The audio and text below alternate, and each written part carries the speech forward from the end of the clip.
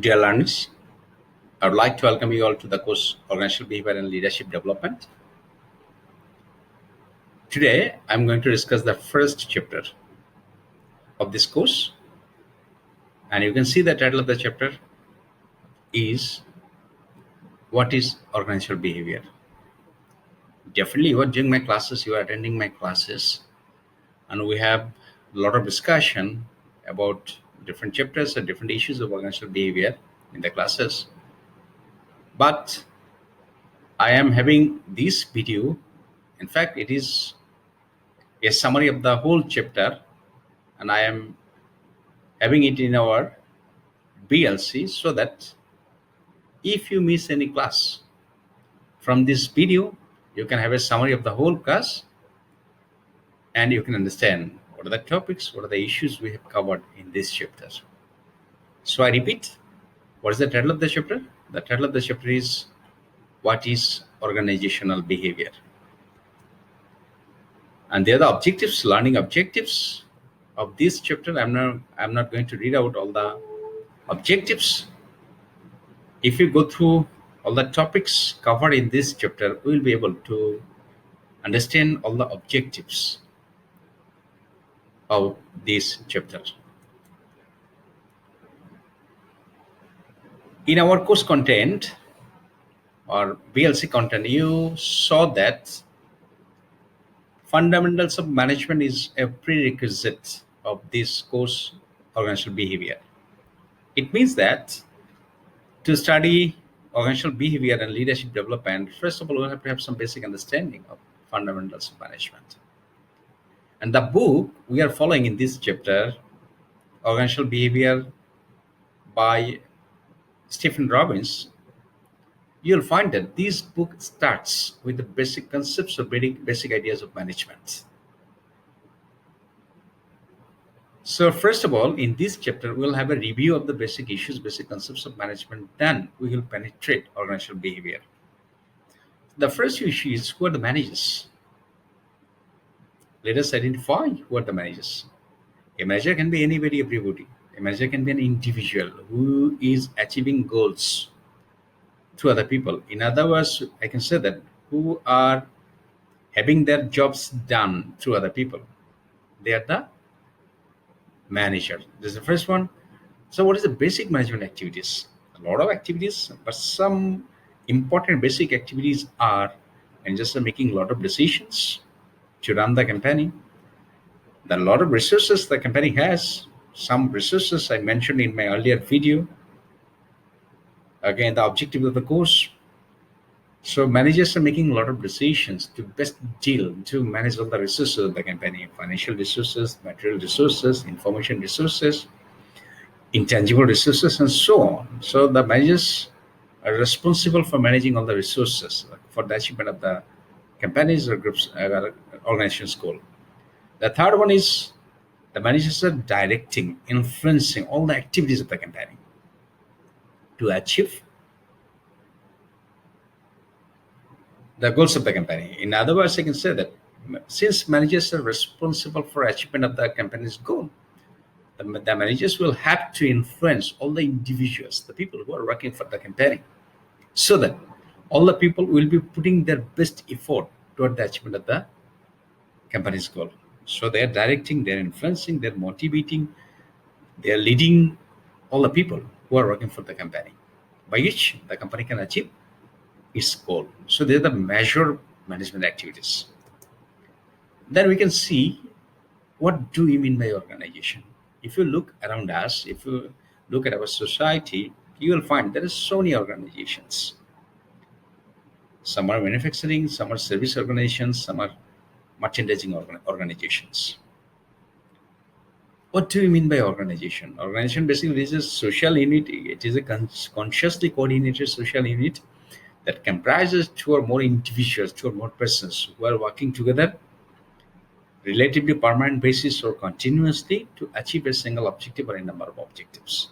So whenever we're talking about an organization, there must be some people. There must have a chain of command relationship among these people, and these people are working together to achieve a common goal or common objective. that is an organization. There are different types of organizations. Some are merchandising, some are manufacturing on the basis of the nature of the activities.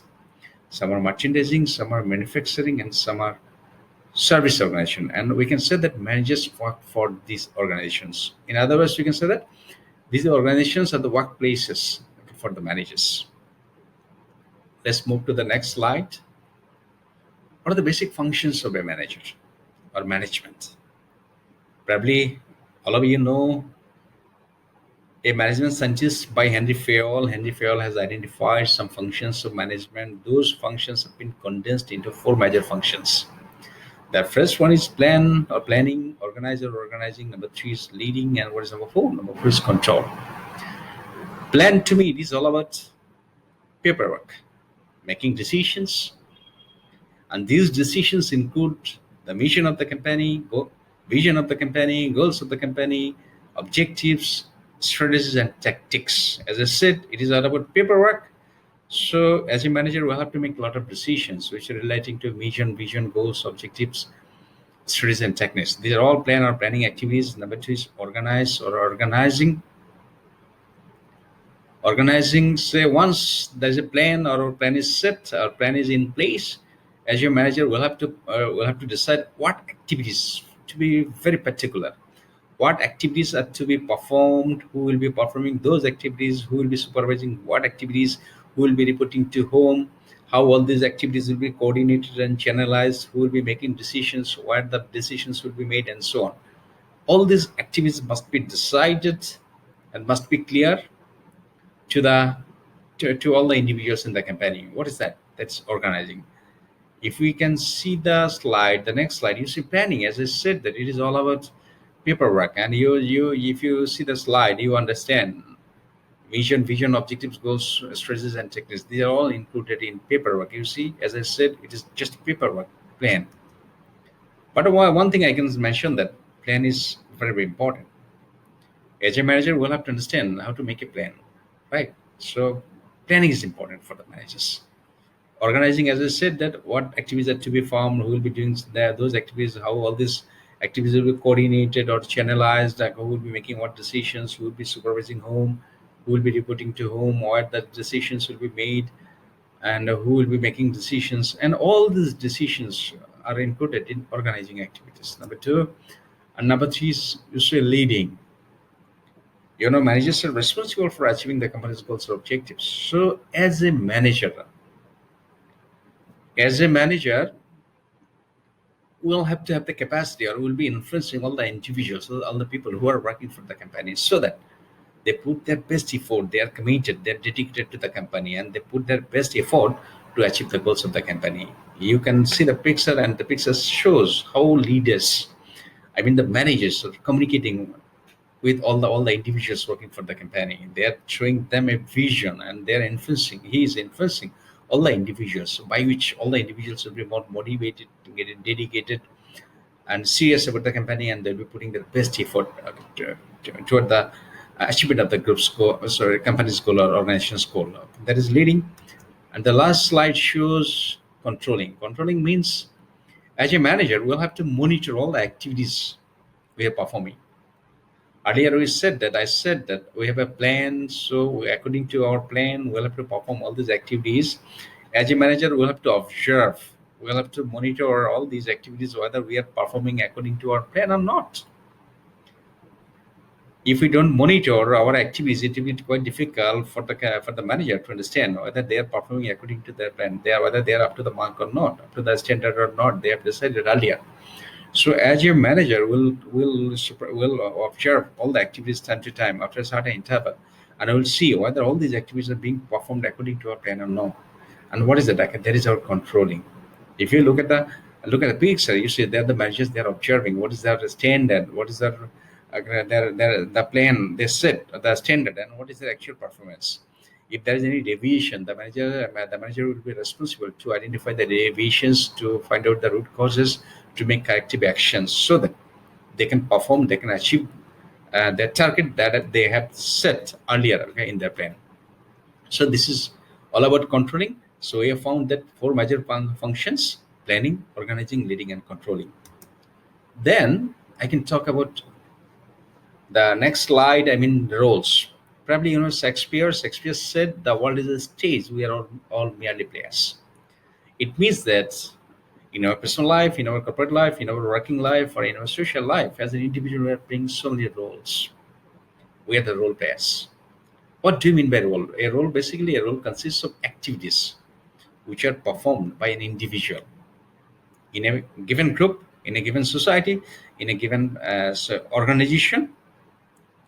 And these activities are expected from that individual, from that particular person who is holding the position in a social unit. So, role as an individual, we are playing so many roles. So long I am at my home, I am playing some roles. So long I am with my friends, I am having a different role. So long I am in my company, I work for my company, I am having a different role.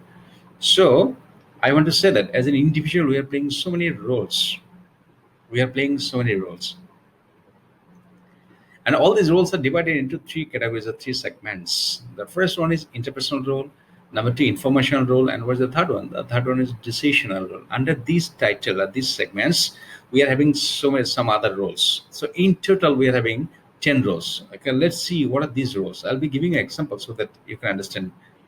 But I'll have a very brief discussion. You see, figurehead, basically the managers are the CEOs. If I'm talking about our university, if you talk about you definitely International University, who's the figurehead? Say our honorable vice chancellor is the figurehead.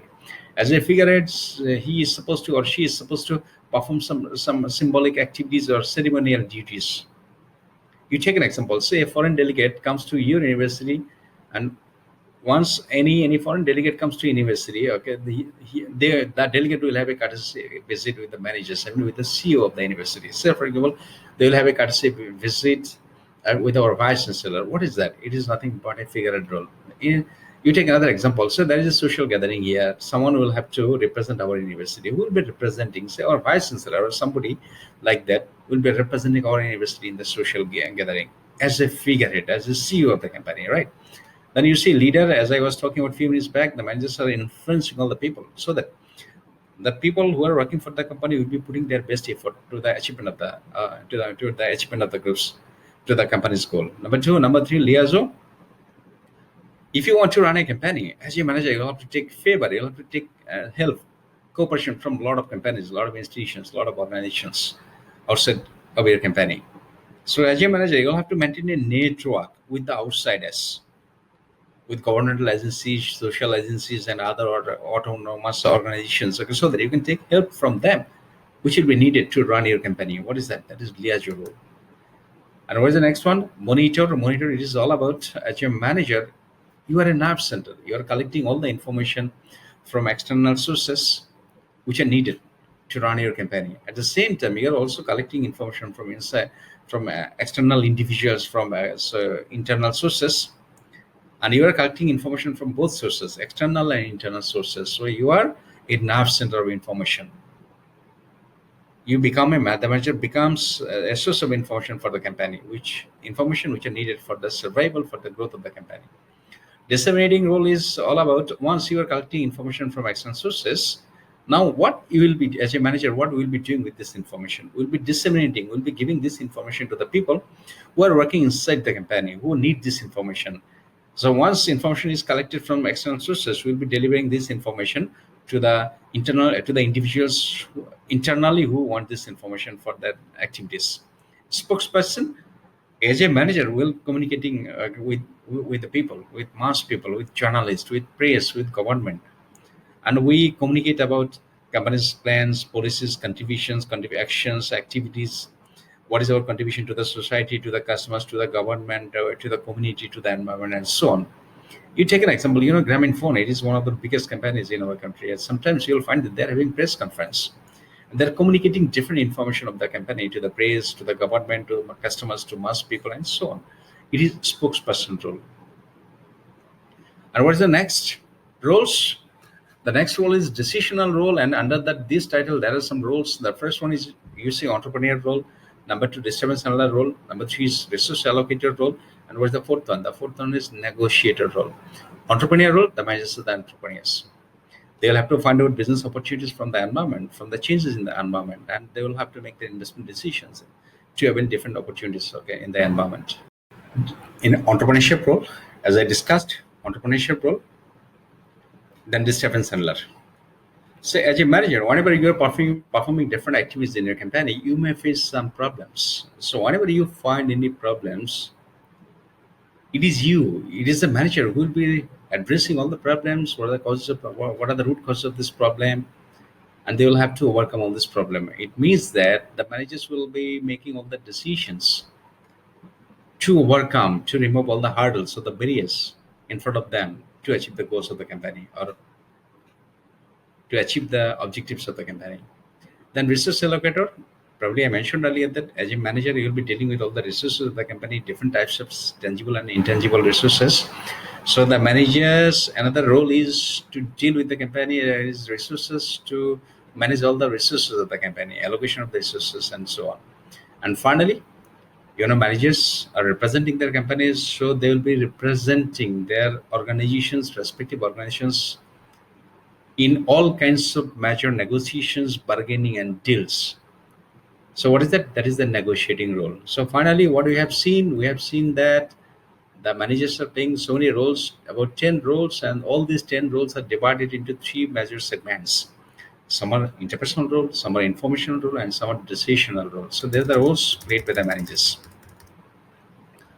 Now we can see what are the essential skills of management. To be a manager, we can say we'll have to have three skills. And these three skills are needed by the managers, and these skills are identified by Robert Katz, a management expert, a management scientist. He has identified that a manager should have three skills. What is the first one? The first one is technical skill, number one. Number two, human skill. And what is number three? Number three is conceptual skill. Technical skill is all about the specialized knowledge in a particular field. You can be a person of marketing, you can be a person of finance, you can be a person of computer science, you can be a person of mechanical engineering, you can be a person of architecture, whatever is your field or a specialized field. First of all, we have to have a specialized knowledge in a particular in a particular area, in a particular domain of knowledge. This is the first one, technical skill. And number two, human skills.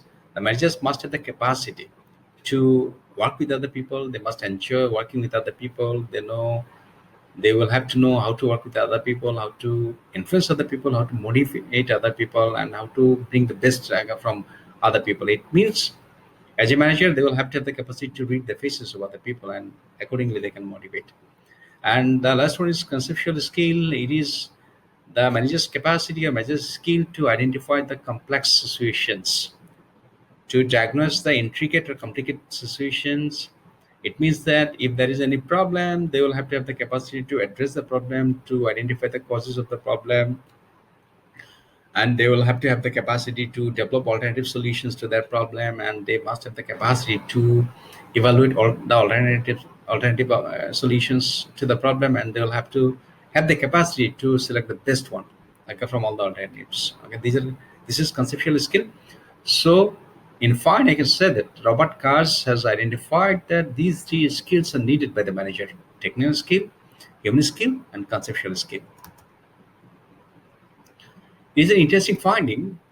Fred Luthans, the new topic I'm talking about, Fred Luthans and his associates conducted a research on 450 managers of different companies.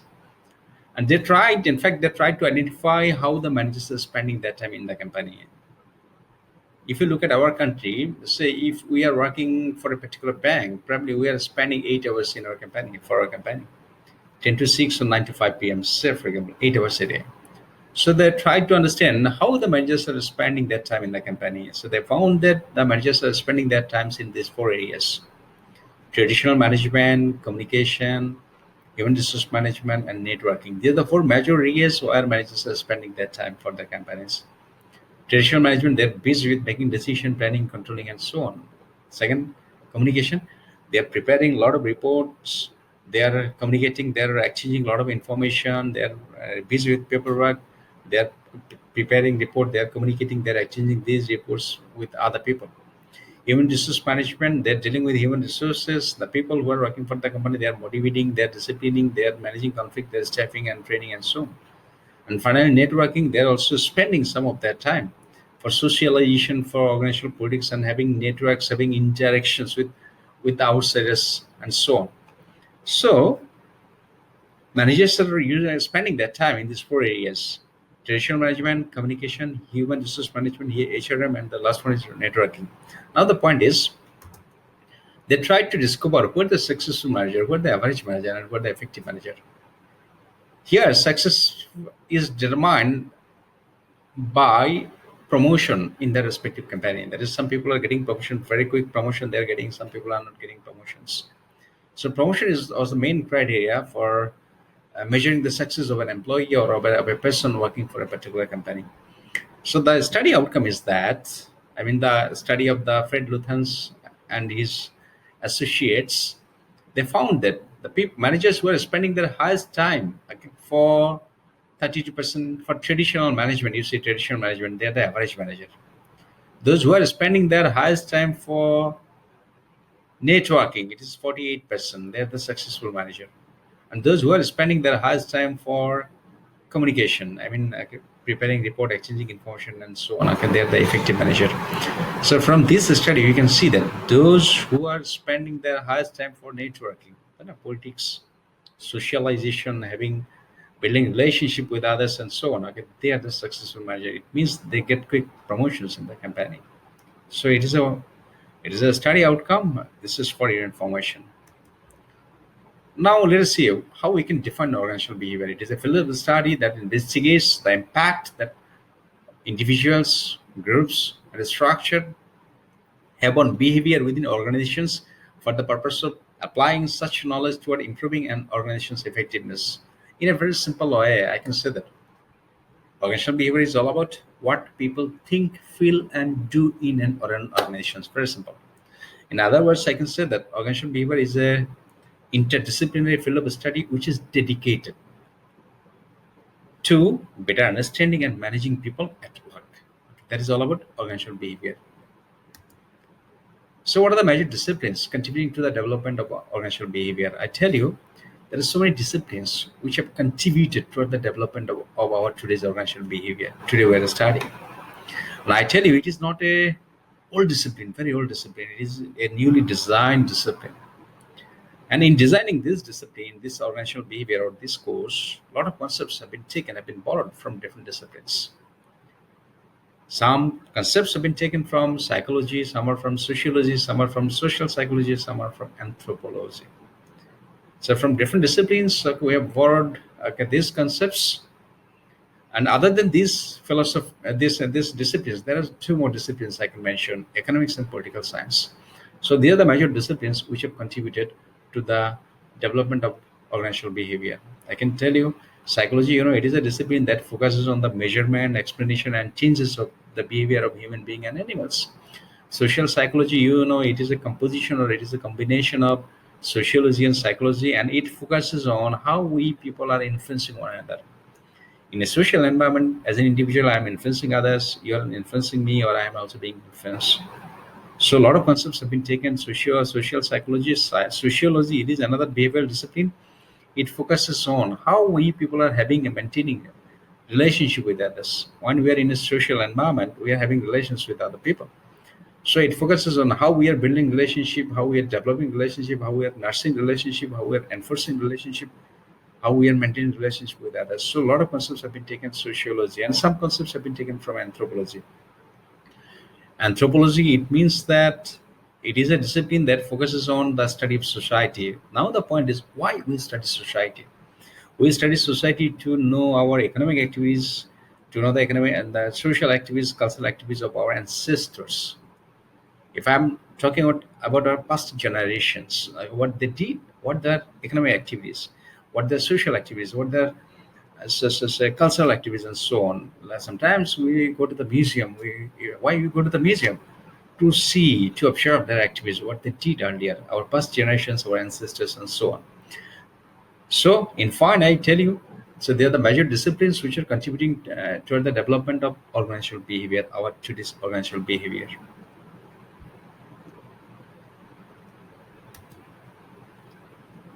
Psychology, you see, all these concepts have been taken.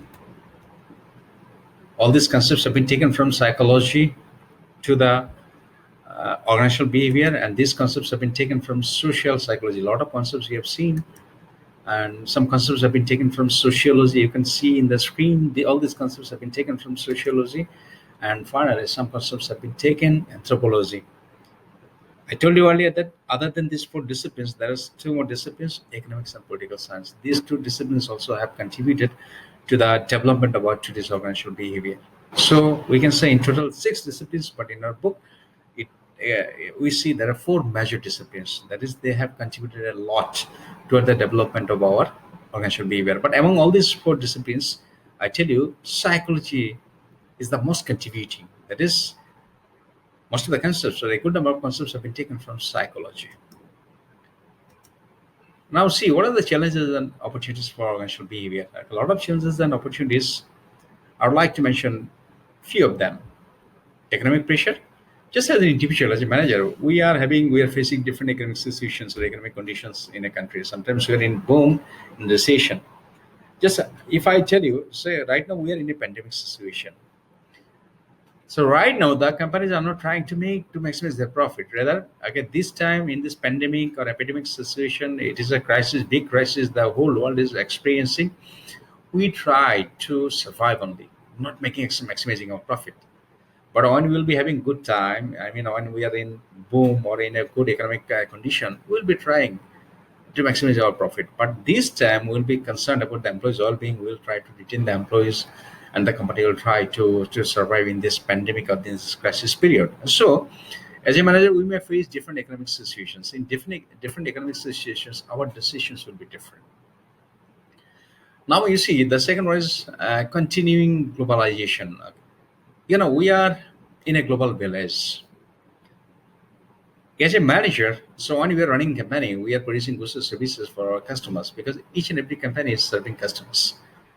We can produce any product from anywhere of the world, and we can sell our products from anywhere, every corner of the world.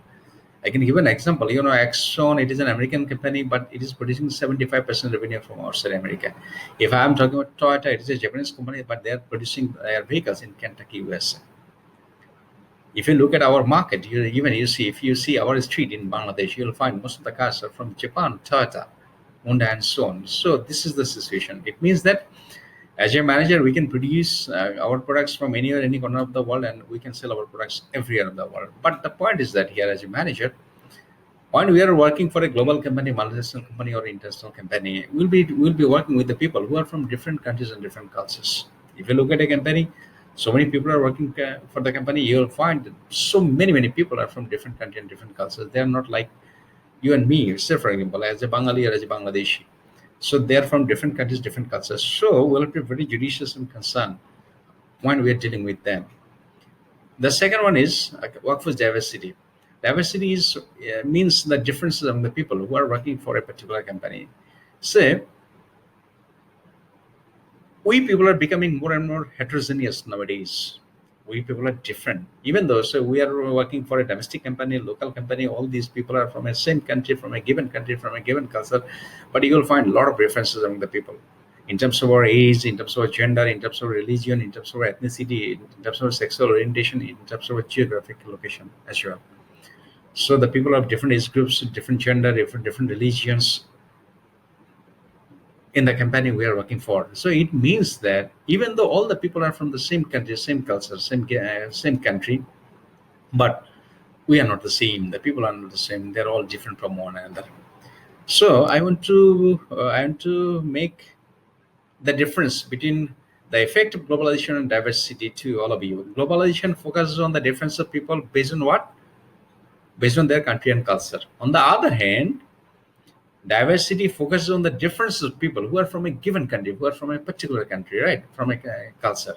So that is diversity. Customer service, each and every company is serving customers. Each and every company lives on customers. So, and business environment has become very competitive. You are the managers. You all have to run your company. So we'll have to deliver such services to our customers. We can become different, and we can draw attention of the customers, and we can hold the customers so that the company can grow. Here I can tell you that definitely I had a lot of discussions in the class. I gave you a lot of examples. I give you an example of MX and so on. But here I would like to say that as a manager, first of all, we have to create a customer responsive culture. If we want to provide best services or extraordinary services to our customers, we'll have to have a customer responsive culture. And the connotation, the meaning of customer responsive culture is that a culture will have to have where we cannot say no to the customers. So that kind of culture we'll have to have.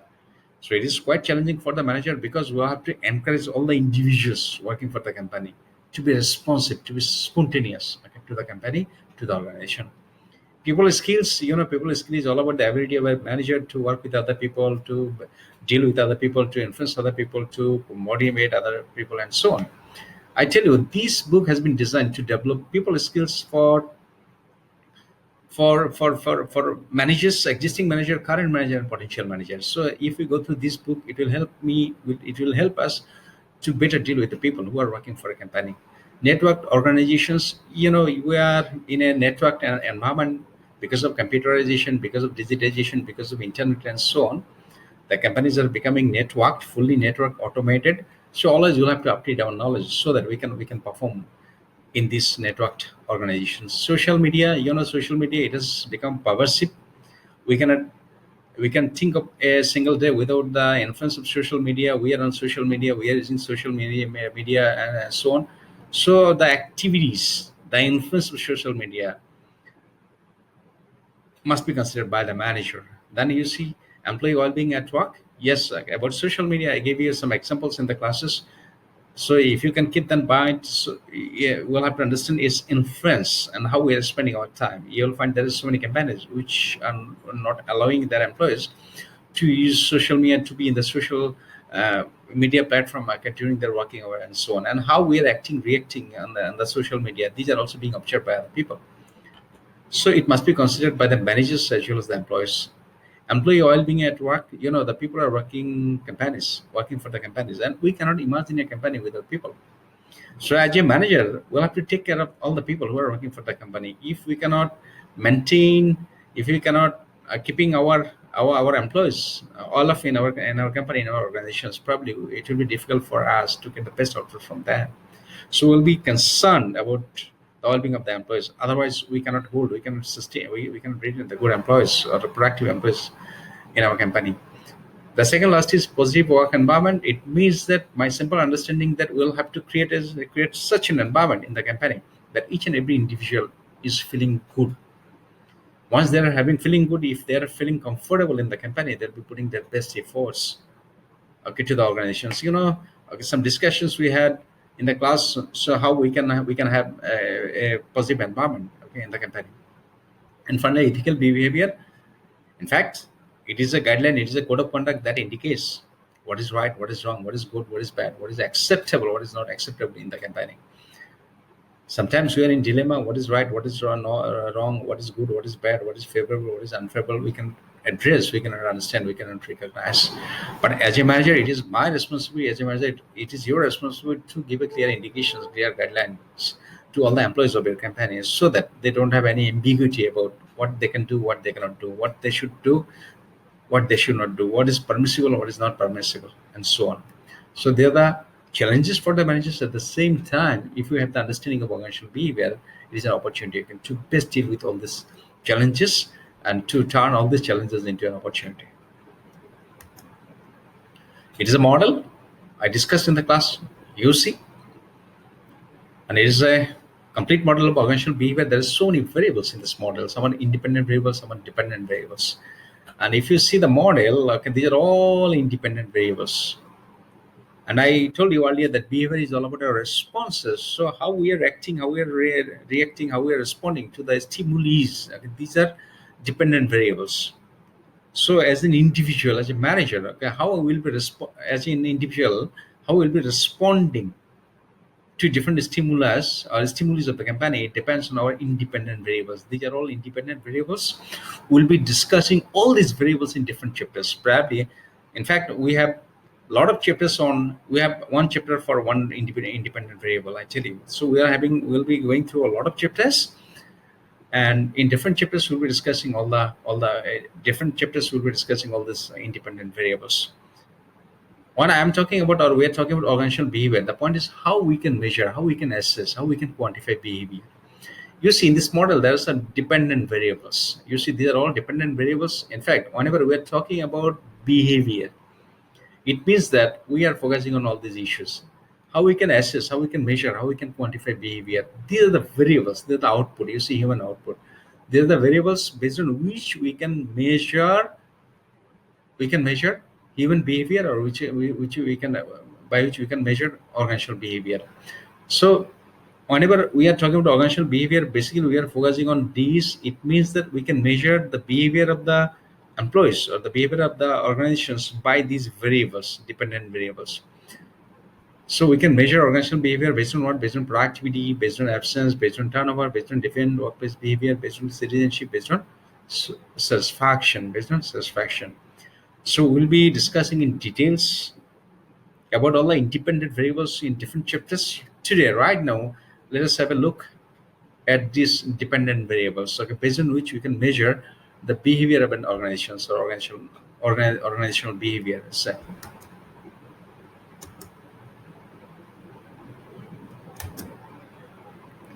what is the first one? The first one is productivity. Productivity, in fact, productivity is all about transforming inputs to outputs at lowest cost, right? This is how we can measure the productivity. In other words, I can say that productivity has two elements. One is effectiveness, you can see the screen, and number two is efficiency. Effectiveness and efficiency. Effectiveness, it depends on setting the right goal and achieving the goal. Once we can set the goal objective and we can achieve it, we can say it is an effective organization.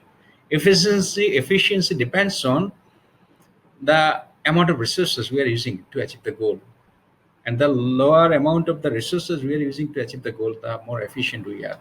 So whenever we are talking about efficiency depends on the amount of resources we are using to achieve the goal. So whenever we are talking about productivity, it has two elements: effectiveness and efficiency. Effectiveness and efficiency, number one.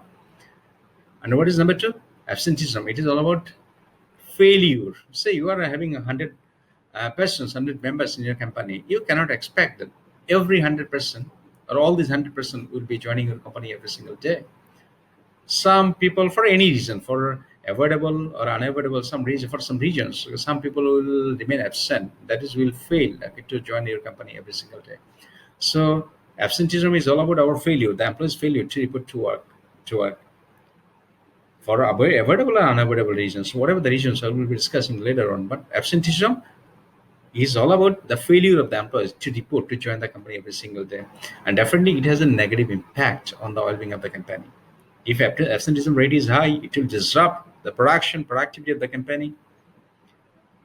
So as a manager, will try to keep the level of absenteeism as low as possible.